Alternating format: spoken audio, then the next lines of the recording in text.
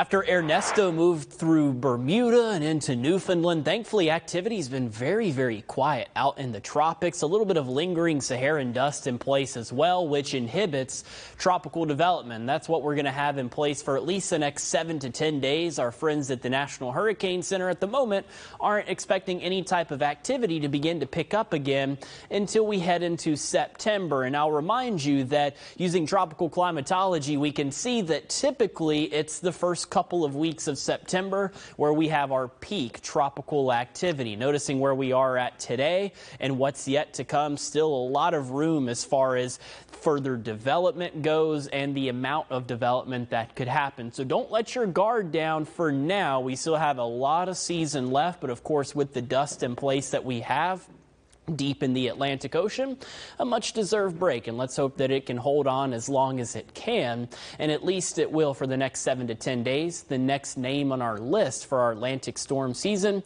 is Francine, something that we'll be keeping an eye out for here in the First Alert Weather Center. Closer to home, gorgeous evening and night out there.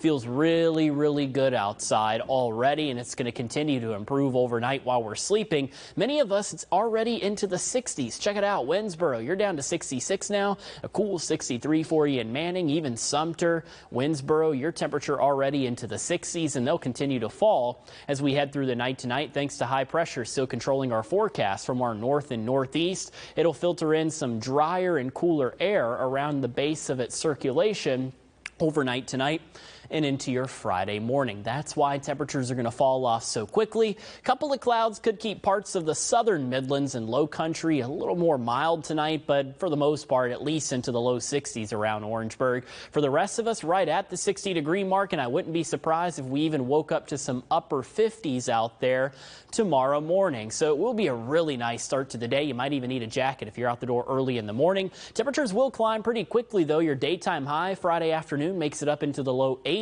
That'll all be under a mostly sunny sky, and it'll feel even better outside in the afternoon thanks to our lower dew point. Remember, we use this to measure the amount of available moisture in the atmosphere. When this number stays low, that means we're dry, very comfy outside. It does begin to climb, though, as we head into this weekend. A little bit of mugginess can return on Saturday. I think the better opportunity to feel any type of stickiness or humidity on your skin won't really return for us until we get into Sunday and Monday. That's where our dew point temperature starts to approach 70 degrees once again, and as it does, our air temperature also climbing. So over this weekend, mid and upper 80s out there for you.